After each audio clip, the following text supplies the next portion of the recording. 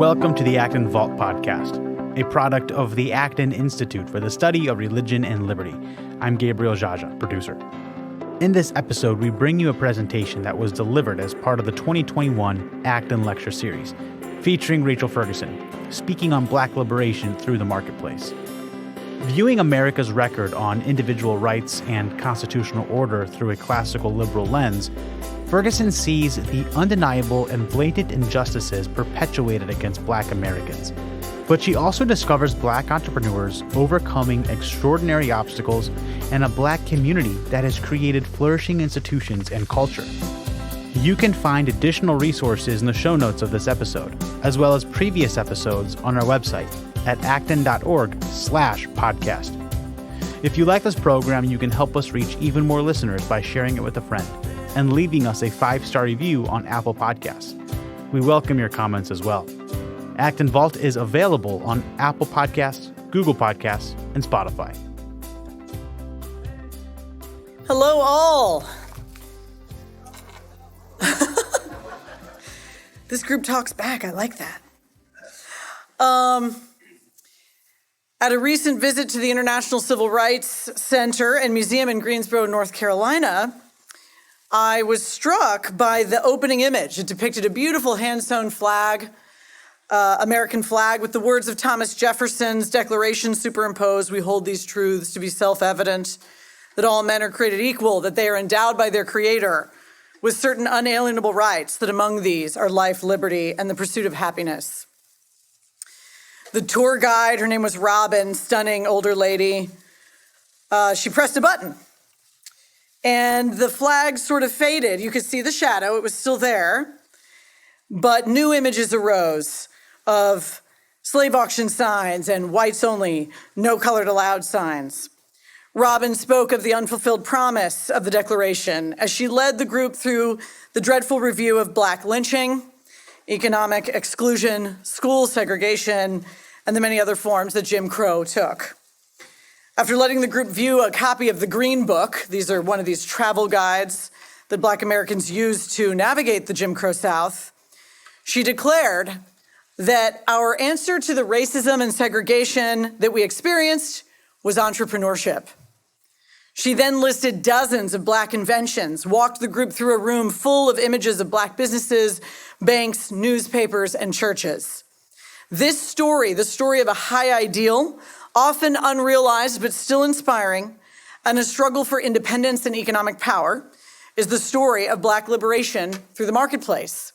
And when my co-author Marcus Witcher and I put this book concept together, we knew that classical liberals have much to offer the conversation around race in America. But none of that had exactly been collected together into one place. And so that's what we wanted to do with this book. We wanted to bring classical liberal insights to bear on America's racial history and its future as well. But, you know, we classical liberals have not always done such a great job ourselves of explaining the contributions that classical liberal scholars have made in this area.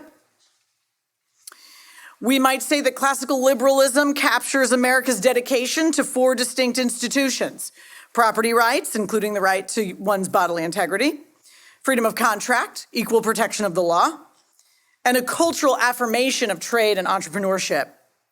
The great classical liberal F.A. Hayek famously critiqued the term social justice, and we do find his critique successful, but we know that people don't always use the term social justice in the way that Hayek assumed it meant, right? So he assumed that social justice meant the massive redistribution of wealth in order to create sort of perfectly equal material outcomes. I think the term has sort of spread and become fuzzy around the edges and can often mean, it just in regular parlance to the Joe Schmo on the street, social justice might just mean speaking up for the voiceless, those who are particularly vulnerable to oppression. And so we want to be sensitive to that sort of cultural difference. In the book, we look at many examples of rights violations and failure to extend equal protection of the law in the history of Black America. For this talk, I'm just going to pick 2 examples. So the first one is convict leasing, the convict leasing program. Are you all familiar with this from the late 19th century and early 20th century? No, a lot of people aren't. Okay, good. So you're learning something. I'm telling you something new. And I learned a lot about it in my research. But we see a very clear example of rights violations on almost every level in this system. What happened is that Black men in the South were criminalized for things that were invented, okay? Vagrancy laws, very vague. If a white man came up to you and asked for proof of employment and you couldn't prove it, then that would be a crime. Well, that's not a crime. It's not a crime just to be standing there without a job, but it was turned into a crime. Carrying a gun, which of course all white people could do at the time and was quite common, was turned into a crime. Maybe even speaking to a white woman, okay? And so you could be arrested for almost anything. So it's important to it's never right to, it's never right to mistreat even prisoners who are guilty of their crimes, but many of these people were not guilty of anything. So it's important to keep that in mind. And by many, I mean many, many, many of these people were not guilty of anything. As time went on, they began to lease out the convicts to work in various areas, sometimes farms, but oftentimes mines. And there was this really terribly ironic twist to this whole story, a very tragically ironic twist, which is that since these men were not slaves, right? In other words, since they were not owned by anyone, there was even less of an incentive to care for their well-being than there would have been from someone who was even just treating them as a capital investment. And so what happened is that the care was very poor, very little exposure to the sun, very little food, terrible living conditions, and plague would sweep through the camp of prisoners. They died. I mean, the percentages were so high that one defender argued that if the state wanted to execute its citizens, it should really at least take them to court, right? Because the percentages of just sheer death from plague were so high in this program. This is all recorded in Douglas Blackmon's Slavery by Another Name, the re-enslavement of Black Americans from the Civil War to World War II. So some of these lasted a very, very long time. Hundreds of thousands of Black men were caught up into the system, a few white people as well, but the vast majority were Black men. There were also kind of kangaroo trials associated with this practice, very quick, done in a few minutes with some local judge. And here's the real trick to how they did it. You had a representative to defend you who would then charge you for their services. And so now, not only were you going to prison for whatever false charge you were being charged with, but you were also in debt. You were immediately in debt. And so then you had to work off the debt, right? And so you were able to put people into prison for totally trivial things for a year, and then they would accrue more debt, and so they were in for more years, and so forth. Many of the records are terrible. There's not even a charge listed. Sometimes children as young as 7 are recorded as being in these camps. Truly a very clear human rights violation. So what do we see there? We see the violation of, obviously, the right to one's bodily integrity, the right to freedom of movement, being accused of false crimes, and more to the point, perhaps, the failure in the equal protection of the rule of law, which is such an important pillar of classical liberal thought.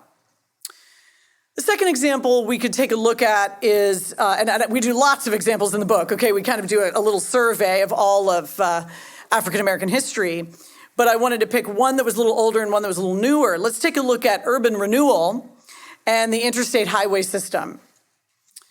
The federal government subsidized all white suburbs and created or excluded Black and mixed neighborhoods from these subsidies.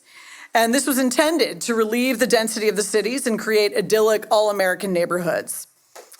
In 1949, Congress passed the American Housing Act, which provided for even more Federal Housing Administration mortgage insurance funding, more public housing, and slum clearance. So the famous redlining, which I'm sure you've heard of, redlining is becoming more well-known, and there's the famous book, The Color of Law by Richard Rothstein, which is excellent. You really see the Federal Housing Administration's plans here launching in the 20s. So this is just sort of ratcheting up in the 40s. Where, let's not forget that eugenics was very, very popular, particularly among progressives at the turn of the century. And the idea, it was a kind of social engineering concept that Black and white people and other people needed to live separately. That's how they would live peacefully. That would be the peaceful way for things to move forward. So the social engineers thought they really understood how things should go, and they made sure that they went that way. And so we see the history of redlining. The concept of slum clearance is referred to as urban redevelopment and later urban renewal, although Black Americans referred to it as Negro removal. Planners deemed unattractive apartment buildings and ramshackle houses filled with minorities slums, while many were in fact vital cultural and economic centers for poor but upwardly mobile working class people. James Baldwin told this story in a 1963 interview. Here's James Baldwin. "A boy last week, he was 16 in San Francisco, told me on television, thank God we got him to talk, maybe somebody else ought to listen. He said, 'I got no country, I've got no flag.' Man, he's only 16 years old. And I couldn't say you do. I don't have any evidence to prove that he does. They were tearing down his house because San Francisco is engaging, as most northern cities now are, engaged in something called urban renewal, which means moving the Negroes out. It means Negro removal. That is what it means. And the federal government is an accomplice to this fact. Now we're talking about human beings. There's not such a thing as a monolithic wall or, some abstraction called a Negro problem. These are Negro boys and girls who are at 16 and 17, don't believe the country means anything that it says, and don't feel they have any place here. On the basis of the performance of the entire country. No, am I exaggerating?" End quote. By 1956, Eisenhower signed the Federal Highway Act into law. Prior to LBJ's Great Society Project, this act accounted for the greatest non-war expenditure of federal funds in American history thus far. Since 90% of the funds for the highway system came from the federal government, it was then open season for city planners to route the highway in order to complete their social engineering goal of vanilla suburbs. Now, whites could commute to work in the city from their spacious suburban homes, and even more slums could be cleared to make room for the highway itself. This time, though, planners wouldn't be bothered with the legal responsibility to relocate the dispossessed, a responsibility that had often been conveniently ignored in urban renewal programs anyway. Moreover, planners entrenched the segregation between white and Black or out west Latino neighborhoods by running the highways in such a way as to permanently divide the communities. And we're dealing with this in every major American city to this very day. In The Folklore of the Freeway by Eric Avila, Avila tracks the highway's march through several major cities. In Nashville, I-40 actually veers off its path to bisect the Black part of town. In Minneapolis-St. Paul, a hotspot of Black culture at the time, planners rejected the northern route that would have taken the highway near an industrial part of town and instead elected for the central route. The route wiped out the historic Black Rondo neighborhood in spite of popular protests and even internal dispute over the question of why white and Black neighborhoods were being destroyed when there was a perfectly serviceable alternative that could avoid that effect. Today, there's even a Rondo Days festival that celebrates the old neighborhood every year. On the festival page, the mission reads, "Rondo Avenue, Inc. is dedicated to preserving, conserving, and accurately interpreting the contribution of the African-American community of Rondo to the city of St. Paul. This community was destroyed by the construction of Interstate I-94 in the 1960s. Overtown in Miami was destroyed by I-95 in spite of the fact that it was home to a healthy mix of low and middle class Black and Afro-Caribbean families, as well as a thriving nightlife scene and a wide variety of well-functioning neighborhood institutions. Overtown is now a wasteland. Its people displaced to the second ghetto in outlying areas of Miami. Who can know what culture, what networks, What meaningful social associations were lost? Who can measure the differences in outcomes for these displaced families and their children? Would the shops, the churches, the schools, the charities be simply or easily reconstituted elsewhere? Of course not. The worst part of the Overtown story is that a perfectly good road could have been built elsewhere, preserving this thriving Black neighborhood and retaining the economic benefits. But a group of downtown business owners and politicians pushed for the plan that was finally adopted. And while we could discuss Robert Moses here, I'm sure maybe you've heard that name, the famous New York planner, with his evisceration of the old ethnic neighborhoods of Brooklyn, we won't. That's because Italians, Poles, Germans, Jews, and Irish could move out to the suburbs. There were some restrictive covenants targeting Jews, I should mention. But Black Americans decidedly could not. They did not have that alternative. If anecdotal cases seem unconvincing, a libertarian scholar at the time compiled mountains of data on urban renewal for a dissertation that turned into a book. In 1964, economist Martin Anderson, who later served as one of President Ronald Reagan's closest economics advisors, released a book called The Federal Bulldozer. The Boston College Law Review harshly criticized the book at the time for various reasons, but actually agreed with its conclusions. The reviewer agreed with the most relevant conclusions. In fact, one of his criticisms of Anderson is that he didn't apply all the same critiques of urban renewal to the highway program. So, he's saying really this is consistent across both programs. I won't go into all the details there, but plenty of data to support the way that what I just described is really true in most American cities. So these are just two examples of the many we discussed in the book of clear cases of rights violations in the history of Black oppression in America. And so we're not just talking about sort of personal racial animosity, right? We're talking about de jure exclusion of Black Americans that I think conservatives, libertarians, classical liberals can speak very graciously and intelligently about from their own sets of principles, right? Their dedication to the principles of private property, of self-ownership, of freedom of contract, and of openness to entrepreneurship and business, that people should be free to pursue those opportunities.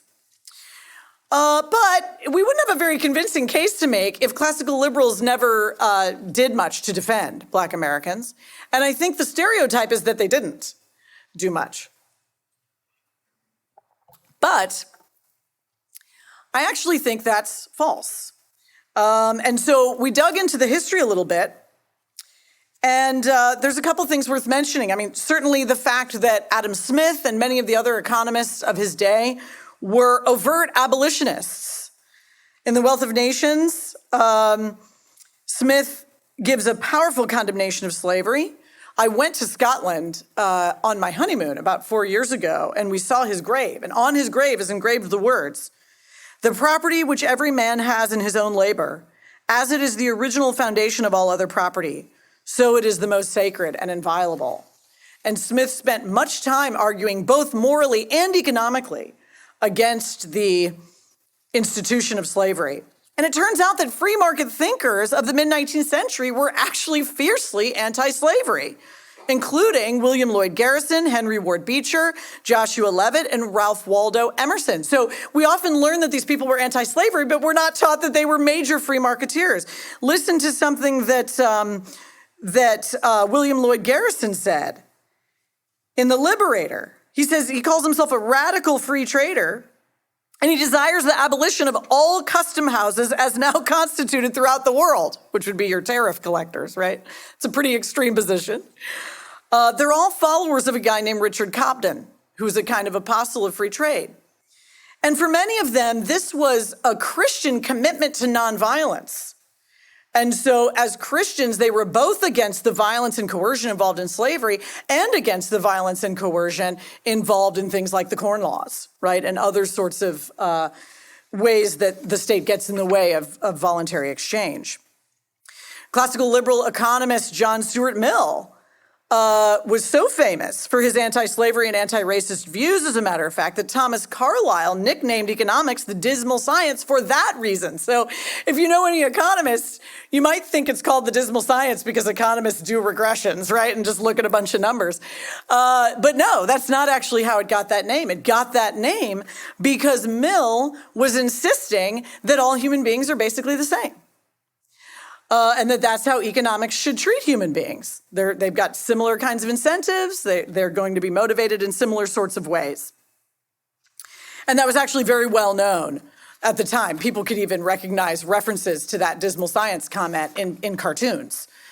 So even just the regular public knew that that's what that term meant at the time. Of course, Frederick Douglass, loud and proud classical liberal, fully aware of the philosophical alternatives. The anti-slavery movement was a mixture of people. There were free traders, there were socialists, there were anarchists. He was very familiar, but he chose classical liberalism.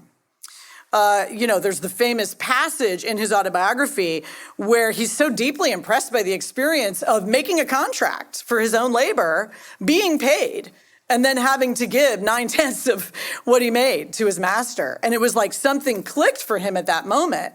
And he thought, oh no, there's such a dignity in being able to contract myself out, right, for labor. And there's such an indignity in having the fruits of my labor stolen from me. In his famous speech, What to a Slave is the 4th of July, Douglass asked the crowd if they would have him argue that man is entitled to liberty, that he is the rightful owner of his own body. There is not a man beneath the canopy of heaven that does not know that slavery is wrong for him. Douglass argued explicitly against his socialist friends that property is a natural right and that the main problem with unionism is that it assumes that workers and owners are playing a zero-sum game when they're actually in a mutually beneficial relationship. So with regard to property, he said, quote, so far from being a sin to accumulate property, it is the plain duty of every man to lay up something for the future. And as to the mentality of unions in his day, he said, and this is kind of a funny quote, their idea that every piece of bread goes into the mouth of one man is so much bread taken out of the mouth of another was not villainy, but rather merely honest stupidity, because they were treating it as a zero-sum game. Finally, Douglass's push for black land grants and universal education for black Americans was framed not in the language of general welfare, but in the language of straightforward restitution for theft of labor and other crimes against formerly enslaved people. Give the Negro fair play, Douglass declared in 1893, and let him alone. But that was just the issue. The Southern Black Codes would not give the black people fair play, limiting gun rights, voting rights, and economic rights based on color. And in case you're concerned, I cover the Northern Black Codes too, okay? So it's all across the country, not just in the South. But Douglass says, finally in his old age, he says, the trouble never was in the Constitution, but in the administration of the Constitution.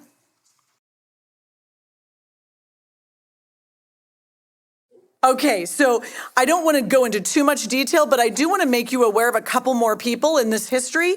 Oswald Garrison Villard was a co-founder of the NAACP, along with Moorfield Story. Both of these men were serious classical liberals. Villard sort of softened his position later in life, but Story never did. And they absolutely worked on the project of the NAACP from a classical liberal perspective. They were going to work through the legal institutions in order to show that these laws were rights violations of Black Americans. And so there's various quotes from them sort of with their classical liberal bona fides. Another really interesting one is Rose Wilder Lane. So if you've heard, you obviously know Laura Ingalls Wilder. This is her daughter. Who actually became a communist, but then went to Russia and changed her mind. She's considered one of the mothers of libertarianism. She worked for the Pittsburgh Courier, which was the biggest black newspaper in the country. And she spent her time in that newspaper making libertarian arguments for black liberation. And actually, this is funny, she got fired for two hotly worded op-ed on zoning, which is ironic because, of course, zoning is one of the major ways in which Black people are excluded. That sort of NIMBYism, not in my backyard. So you see, and then I could mention many more. Zora Neale Hurston is another really interesting one. Anti-New Deal, very individualist. Zora Neale Hurston she was an anthropologist, but she was also the author of the novel Their Eyes Were Watching God, which is an excellent novel I highly recommend. And Zora Neale Hurston really paid for it. Langston Hughes and other communist members of the Harlem Renaissance, kind of blackballed her. And she ended up dying in obscurity in spite of the fact that she was really a genius.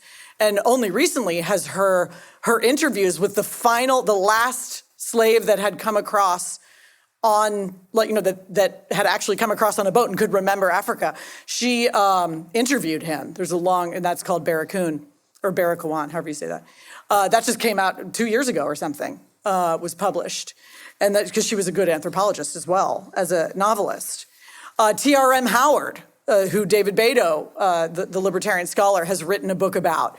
Many of these people played huge roles in the civil rights movement because the movement, including the NAACP, but other elements of the civil rights movement, needed to be funded. And T.R.M. Howard was an incredibly successful entrepreneur. He built hospitals, Black hospitals, all over the country. And you could say the same about people like Madam C.J. Walker and John Johnson. There is no NAACP and there is no civil rights movement without these just towering figures of Black entrepreneurship. And they turned right around and used that money for that purpose pretty consistently. Now, as the civil rights movement was sort of wrapping up, the legal part of it, you get this split in the Black community. So you have sort of Martin Luther King Jr., and others putting emphasis on the next steps really being government economic programs, and then people like Malcolm X saying, no, it's really about self-help in the Black community building its business capital. And I mention that because as we turn to looking for solutions, we discuss 5 in the book. And we really do try to emphasize economic freedom, economic empowerment, and other freedoms that feed into that. But before you can get into solutions, you do have to acknowledge the pain of our history. And there's a wonderful way to do that. It's called transitional justice. And so if you've heard Acton Institute fellow Anthony Bradley talk about this, you can read his article on transitional justice online. The part that I'm really honing in on here, transitional justice is used in international situations all the time when there's serious humanitarian violations, really honing in on the idea of institutional memory and the point of, really recording the experiences of people like, living Jim Crow survivors, many of whom are our neighbors and friends, and honoring their experience. The comparison maybe is inappropriate, but the comparison I often use in my mind is being a part of a dysfunctional family. You can heal those things, but you don't just get to move on without talking about it, right? So I think there's a legitimate role there, and I think that conservatives and libertarians can actually contribute well to that conversation, because transitional justice focuses on very precise things. So it's hyper-local, it's your town, right? What happened here. And it focuses on specific stories as opposed to sort of nebulous ideas of oppression, right? And so I think that's the way to heal it, is to deal with the specific cases. Economic freedom, I know that MLK ended up being a little more progressive economically, but he did have a great quote on economic freedom. Some people say, burn, baby, burn, but I say, build, baby, build, and learn, baby, learn, so you can earn, baby, earn. It's a great line. In this section, we appeal quite a bit to a book by Michael Tanner, The Inclusive Economy, How to Bring Wealth to America's Poor.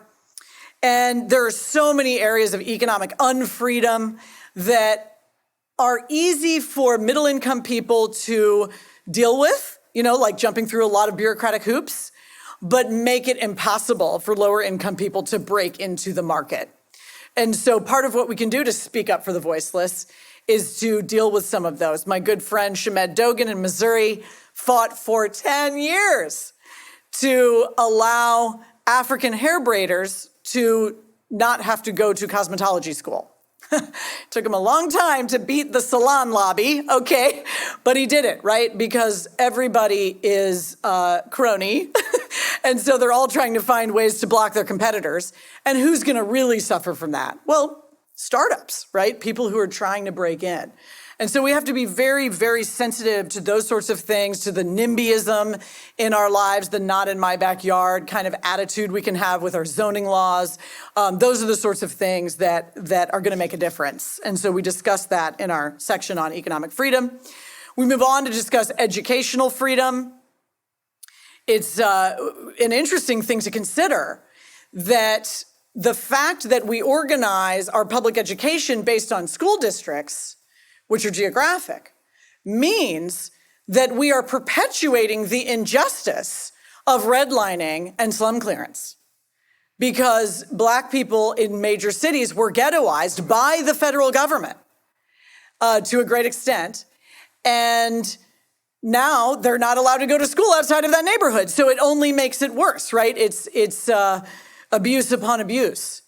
And so freeing our young people from the constraints of the public school system is incredibly important. And so I would argue that, we should be open to all forms of school choice and thinking about which forms are best and most effective, but that's where the conversation should be. And, one of the themes of the book is just how tribal and polarized we've become in America. I think maybe you've noticed that over the last few years. Interestingly, educational freedom is a real tribe-busting topic. Even though we associate school choice with the Republican Party and the teachers' unions with the Democratic Party, Black and Latino voters who tend to be more Democratic will break away from the party on this issue.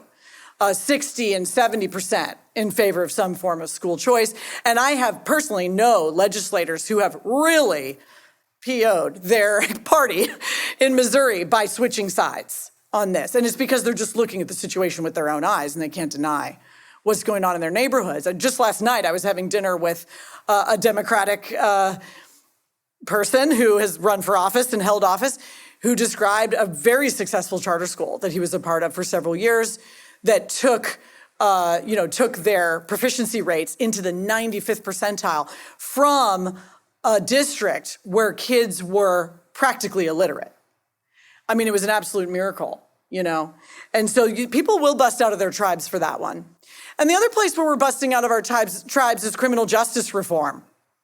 So I highly recommend the book Prison Break by Teles, T-E-L-E-S, who records how conservatives turned against mass incarceration. Actually has a lot to do with Chuck Colson and prison fellowship and the way that, very traditional conservative Republicans were coming into contact with people in the criminal justice system and noticing that this system could work a lot better. And they were paired with Pew Research data experts who showed just how much all of this is costing and just how high our incarceration rates are compared to our crime rates. Generally speaking, we're in an odd moment right now with COVID, but generally speaking, and a lot of deep red states actually took action because they sort of could appeal to them from both directions, right? Both budget and practicality. And so it's actually places like Georgia and Texas and Oklahoma and Kansas have done some of the most aggressive criminal justice reform. Isn't that interesting? Right? And so that's another area where I think conservatives can bring an element of realism and of an understanding of human nature and pursue reforms that make sense. So you can need reform, but you need to be realistic about your reform.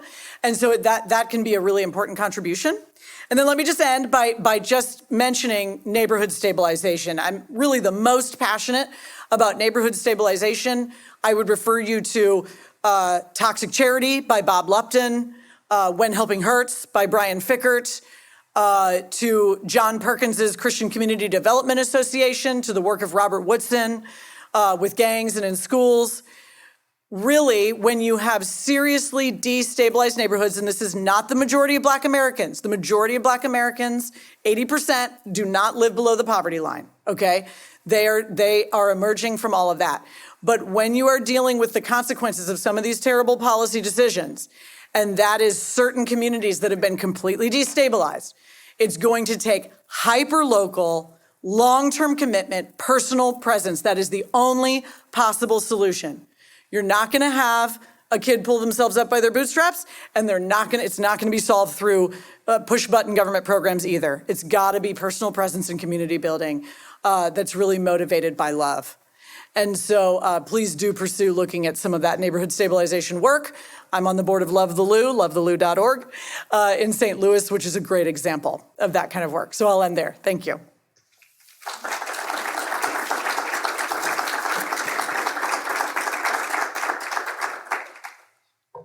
Okay, so we're opening for questions, right? Okay.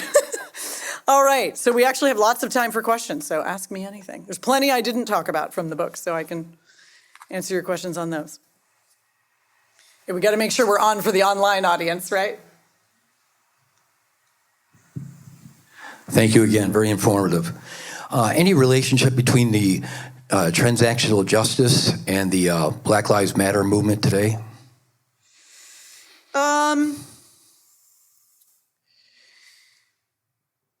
Transitional justice, I make sure to get that right.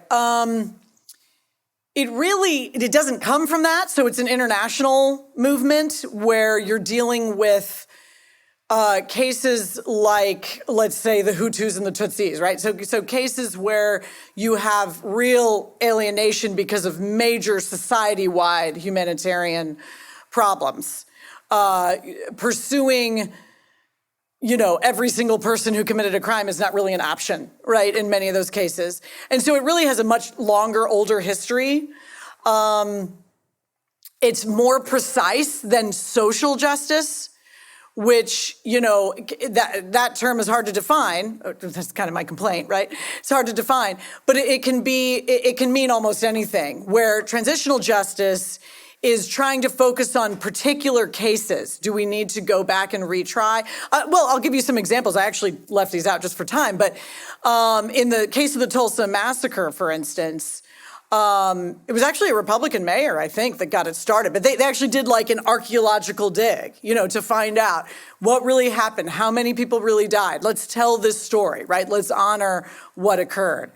And so it doesn't necessarily overlap with Black Lives Matter, but would there be people in Black Lives Matter that would be willing to participate in that sort of project? Maybe. I don't know. So I don't really think of the two as connected, I guess. I don't know if you want to do a follow-up, but yeah, it's something, it's kind of a tried and true actually approach internationally. And so the idea in Bradley's article is how can we apply this to our history? Because I think there is an element, and maybe we've swung the pendulum too far the other way, but there is an element of, let's all just kind of not talk about it and move on that occurred for a long time. And now I think what we're getting is we're kind of in reaction mode. And so there's a group that wants to do nothing but talk about it. And there's another group that really doesn't like that group. And so they don't want to talk about it either. And I would take a totally different tack, kind of a third way, right? And I'd say, no, let's talk about it, but let's be very specific, right? And so let's go to my town and look at what occurred and tell those stories, but also don't make it trauma porn. Tell the stories of the successes. Tell the T.R.M. Howards and the Madam C.J. Walkers and the John Johnsons. Tell those stories too, right? And so, that's the kind of balance I would like to strike. Thank you very much for your presentation. I was just going to kind of follow up on that question in light of what you're doing with Love the Lou and your local community. Have you been able to do anything like that in your local community where persons in the community can tell their story and maybe address some of that pain? Well, that's a great question.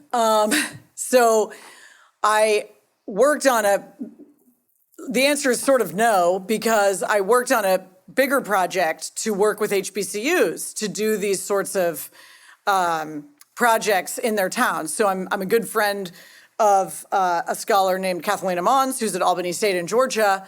And we actually worked up a whole proposal to be doing these sort of Jim Crow interviews because we felt that HBCU students could really benefit from sitting down with an elder, right, and hearing some of these stories. And many of these elders, they don't have a hopeless account of their lives. They experience difficult things and they experienced good things, and it's a mix. One of the things that I didn't discuss, but I have a whole chapter on in the book, is the Black church, which is a major source of hope and of community, and really almost the womb, like the cultural womb of Black America, that it would probably benefit these young people a lot to have those conversations, but I did not receive the funding. I haven't given up. And so I may follow up on that project later, but that was my initial idea, was to work with some of my network partners at HBCUs, starting there. Now at Love the Lou, I'm focusing more on the idea of sort of a block by block way of addressing, that 8 to 10 years of commitment, not sending people out of the neighborhood to be in a program, but bringing resources into the neighborhood so that the vision of a different life becomes clear to the students. Now, Love the Lou has been there for 10 years on the Enright Boulevard, and they're about to start their second neighborhood, and that neighborhood is stabilized. Those kids are going to college, they're getting jobs, they're not joining gangs, they're not going to jail, they're not getting pregnant, okay? I mean, it works. It works. It's amazing. Do you have to be sensitive to some of the bad experiences that those kids have had? Absolutely. You better be tuned into that. So, you can't be politically tribal and do that kind of work. It's funny in a way that my two examples from the civil rights movement are John Perkins and Robert Woodson, both guys who were in the civil rights movement. John Perkins was tortured by cops at one point when he was a teenager. John Perkins would probably sound a little more left-leaning. So he's used the term social justice since the 1970s, right? What does he say? Jesus and a job. That's John Perkins. Wonderful guy. Robert Woodson sounds very conservative, right? Ownership. He's got these guys. He's got his neighborhood people buying their own Section 8 housing and becoming the landlords. I mean, it's pretty cool, and doing gang intervention. So these guys sound real different, but they do the same stuff, right? And we are so caught up in all of this buzzword reactionaryism that we are totally missing the boat, in my opinion. When you get down at the level of the street, I don't care what your political view is.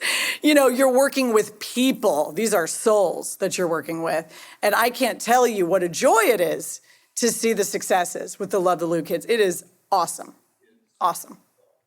Just out of curiosity, the Love the Lou that you just addressed, are they going to charter schools or parochial schools? Or are they going to the, shall we say, unfortunately, substandard public schools that are so prevalent? Yeah, the public schools in their neighborhoods are not good. I don't know the exact stats on that, but I do know that, for instance, one of the most successful kids in the program that is now working for Love the Lou, right? He's in his 20s now and starting to give back. I know that he did take advantage of one of these, I can't remember the name of the ministries, but one of these ministries where you move into a house with a family, and actually went to a county school. And he described to me, his name is Jamel, I don't think he'd mind me quoting him on this. He described to me the difference in the feeling, even just from being out of that failing district. So he was still in public school, but he was out of a failing district in a decent district. And he said, when I was at my old school, you would be beat up and called a nerd just for carrying a backpack, right? He said, I couldn't even concentrate. I couldn't learn there, right? And to him, it was a great relief to be at this school, which is only 5 miles away, right? But it's a different kind of milieu. And so, no, I don't know that they're all moving into charter schools necessarily in that particular ministry. I think that the people in the ministry are trying to sort of meet people where they're at. But there are cases where the most gung-ho will find a way to go somewhere else. That is happening. Now, in Missouri, which is where I live, you can only have a charter school in a failing district. You're not allowed to, so only St. Louis City and Kansas City have any charter schools. You're not allowed to open charter schools outside of that. And so that's very limiting in terms of even the options. And charter schools also suffer from, frankly, still needing to live up to too much regulation. I have a friend who I think is probably pretty left-wing, who was involved in the charter school movement and ran a successful charter school, financially successful, absolutely, that was specifically focused on boys who had dropped out. And she was helping them get to graduation. But she had her own creative ways of doing that you have to use when you're dealing with a difficult population. And she closed that charter school after a number of years because the regulations were so stringent, she couldn't really do the model that she needed to do, right? And so even there, you have struggles with really getting to where you need to be. But that's by design in general. It's absolutely by design. There are also cases in St. Louis where charter schools, the public school system will not sell their empty building to the charter school. They will not do it. They'll rather let it sit there and rot. Yeah. And so there's still a long way to go when it comes to educational freedom. Although, didn't COVID kind of break the education system? Has anybody else noticed this? There's something like 27 states have passed school choice stuff, and you've got micro schools opening. And anyway, so it'll be interesting to see how that goes over time. I would love to see something like Georgia's law. Georgia has a law that allows people to pay other people to homeschool their children. That is really wonderful for working poor parents. And so there are communities of Black homeschoolers. And by the way, the population that has shot up the most in homeschooling is the Black population in America over COVID. People who are struggling economically can create co-ops that allow them to still go to work, right? By actually being able to compensate other parents for teaching. It's easy enough in the suburbs to have a homeschool co-op where nobody gets paid because it's illegal, right? Because you may live in a 2-income home or whatever it might be, right? Or you're just, you're middle income. But for a low income person, that's not possible. And so it shuts them out of the possibility of homeschooling. So I wish we could see the expansion of that Georgia law in other states as well. We have a question from the live stream audience. Okay. So, what role does or could Black liberation theology have in supporting a better future for the Black marketplace? Not much. I actually do have a little section in the book kind of saying, okay, sometimes the word liberation, it's a good word. I'm not going to let anybody else have it. It's a great word. But people think of liberation theology. Let me be clear about something. Liberation theology, which started in Latin America, started in the 60s and 70s. That's where it comes from.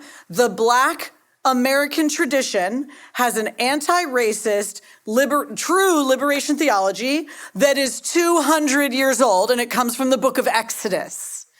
All right? And that's something very real in the Black church tradition. As a matter of fact, the Black church tradition tends to be extremely tuned in to the Old Testament, to the story of the Exodus, and to the prophets, right, who deal with sort of the cry of the voiceless and the cry for justice. Frankly, much more than the white church. I mean, in terms of the focus on Scripture, right? There's a lot of focus on that part of Scripture. And so it bugs me, I've got to be honest, to have people associate this long tradition of hope for liberation that came through the Black church and then say, associate it with a liberation theology that was influenced by Marx and came about in the 60s and 70s. Black Americans are not socialist. I mean, obviously it's all statistical, right? We're just talking about, probably. But if you look at the vote between Sanders and Biden in South Carolina. Once it got to the place where Black people were making the decision, they did not vote for the socialist. Black people in America are entrepreneurial. They tend to be the most centrist Democratic voters because they're also very socially conservative, particularly on issues of things like gender and sexuality. They're not a good fit, quite frankly, in our white political categories, which is one of the reasons why I wanted to write a tribe-busting book about Black America, because they've never really fit. Black Americans are 80 to 83% identify as Christians today. They're the most likely to believe in God, to pray, to read the Bible. They're the most likely group in America. to do those things. Even the young people, even Black millennials and Gen Z are far more likely than their white compatriots to have a spiritual life. So there's a lot of things about Black America that, kind of bust out of our, boxes, right? But no, I think the main critique I would say with liberation theology is it's so tied up with the assumption that part of the oppressive system is the market economy. Right? And that's exactly what I'm arguing against. So in chapter 2, I actually I do it by looking at Matthew Desmond's essay in the 1619 Project, which is particularly kind of making that claim and sort of taking that apart and saying, no, there's real oppression that occurs, but it's a departure from liberal values. And the solution is to return to truly applying the liberal values, not to abandoning the liberal values, which is more what you see in liberation theology. You talked about some historical issues with urban planning. I'm wondering if you have any thoughts on gentrification. Oh, what a great question. I do have thoughts on it, not totally worked out in my mind, but Bob Lupton's follow-up to Toxic Charity was a book called, get this, Charity Detox. Smart. And he actually uses a phrase called gentrification with justice in that book, because his argument is people actually do need to be networked with middle and upper income people, because middle and upper income people have employment opportunities, right? And so one of the most frustrating things about being in a sort of ghettoized inner city neighborhood, once again, this is a minority of Black Americans, right? I'm not talking about Black America in general, but this sort of sticking point group, one of the most frustrating things about being there is it's very isolating. And so what he did in Atlanta, they called it a Luptopia because they didn't believe he could do it, but he got the state to give him the Section 8 housing, and he created a mixed income neighborhood. But before he did the changes, he'd been living in the neighborhood for 20 years. So he had already been working with his church as sort of the banker to be getting the stable community members ownership of the place where they lived, okay? And this is exactly what Love the Lou is doing as well. So if a church comes in, and we have beautiful architecture in St. Louis that's crumbling in some place. Some of it's beautiful, but some of it's crumbling. And these houses are just awesome. So a church comes in and fixes up the house, and they'll do kind of a rent-to-own situation. So if you have Lucas calls them persons of peace. These are people who are really trustworthy. They're living in the neighborhood. They're there at midnight when you need somebody to pray with you. They're just there, the personal presence. And I mention Tawana Lawson in my book. Tawana is one of these people. She's a person of peace. And so when Grace Church came in and they fixed up this house over the summer, Tawana now rents to own that house. It's not forever. It's just, I don't remember the exact length, but she pays reliable rent for a certain number of years, and then the house is hers. Well, now she has an asset, right? And so what Love the Lou is trying to do, just as what Bob Lupton is trying to do, is not that no middle and upper income people should live there, right? But rather that stable members of the community, we should be supporting them in being able to stay. One of the things Lupton had to do is go to the Georgia legislature and get them to cap property taxes. Because, of course, that's one of the issues. You can own property, but if the value goes up because of gentrification, you can be taxed out of your own property, right? And so I think there are ways to do this that are sensitive to both the need to have more of a mixed income neighborhood and also to keep the stable members there. So that you're not just shoving, because what are you doing? I mean, you're just shoving the problem over to a new part of town, right? And that doesn't really solve anything. So I think that the neighborhood stabilization approach is the right one. You're gonna get to the root, right? Get to the root of the issue. You've mentioned occupational licensing reform, educational reform. Now you just referenced having a legislature cap taxes. These are all ways that we who are libertarians or classical liberals would like to restrain government from doing harm. What single thing, if you could restrain governments in any one way with these issues, what would give us the biggest bang for our buck? What would you recommend? Zoning laws. I think I would probably say if I could restrict anything, and this is a really tough one because even the most libertarian among us might feel that local control is more appropriate, but it's often the NIMBYism in our local communities that causes a lot of this. I think one of the greatest sources of poverty in the United States today is the inability to build the housing that you need and for people to live near their jobs. A really good example of this is California, where if you take cost of living into account, California is our most impoverished state, and California is rich, right? So that's crazy. But it has the highest poverty rate when you take cost of living into account because you cannot build anything there. You know, it's got to have solar panels and it's got to have all this complicated stuff. It's never going to happen. It's not going to be high density. You're not going to be, so you've got people cramming in illegally into places just so that they can get to their jobs, right? In the nice neighborhoods. I don't mean that I know exactly how to deal with that, but if I could just magic beans, I would get rid of restrictions on building. That's what I would do. That's what I would do. I think that would make a huge difference for people. I think we're out of time. No, Dylan do we have enough time for one more? One more, Dan says. Thank you so much for that talk. So I have a question. One word that sometimes gets thrown around in these discussions is reparations. And there's kind of a popular image of that as basically the government just cutting checks to the descendants of former slaves. There may be some people who support exactly that, but from doing very little research in my own, very quickly encountered that there's about like a dozen different things that could potentially mean, depending on who you're talking to.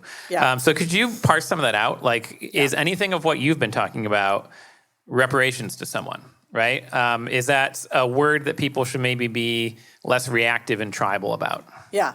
Yeah, so I have a section at the end of the book. We have an epilogue called All the Controversial Stuff. and so we have a short section on reparations there. First of all, I think you're right. I mean, people like Robert Nozick talk about the legitimacy of reparations, Walter Block, the crazy anarcho-capitalist, because there is a justice issue, oftentimes, and it's not 150 years old. It doesn't have to go all the way back to slavery. We can talk about Jim Crow, right? And being shut out of homes like this, like I was talking about with eminent domain and things like that.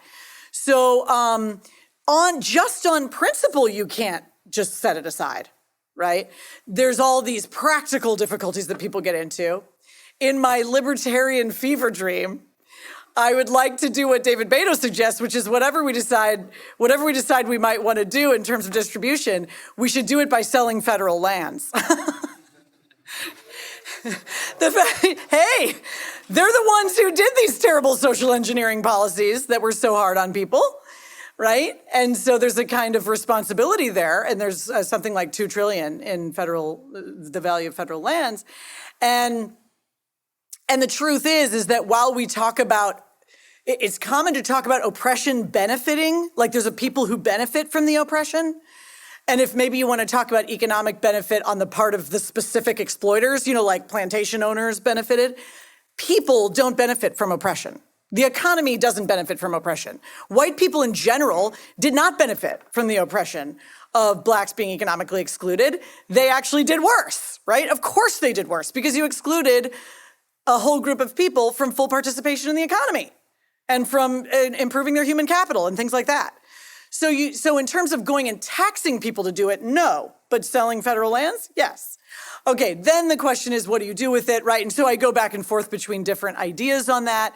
One possibility would be just creating capital opportunities, right? Something like, people with a little bit of established business acumen being able to access capital, because really that's the major inequality that we've been left with that I think legitimately does arise from, from the historical circumstances. So I'm not saying that'll ever happen, but I want to add to your point one more thing, which is that no, reparations don't just have to mean government checks. Is it reparations, in a way, when a white church and a black church partner up so that they can have a kind of reconciliation? for all of the pain from history. Yeah, I think so. And quite frankly, that needs to happen because there were a lot of really egregious things. It was the Cote Brilliant Presbyterian Church that funded Shelley V. Kramer to keep that Black family out of the neighborhood just a few miles from my house, right? They funded that because they didn't want Black people in their neighborhood. Okay, well, that's not very Christ-like. Okay, so yeah, I think there's a form of reparations that is cultural and not just governmental. And I think that it is mostly in the church, actually. That would be a great place to do it. Join me in thanking Dr. Ferguson for her lecture. Thanks, everybody.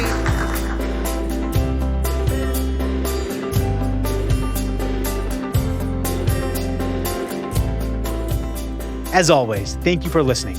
Our team loves putting this podcast together for you. It's encouraging to hear from our listeners. Feedback is incredibly important to us because it lets us know what you like to hear more of. If you're familiar with our past content or have attended an Acton event and would like to see it in a future episode, you can email us at producer@acton.org. Until next week, for Acton Vault, I'm Gabriel Jaja.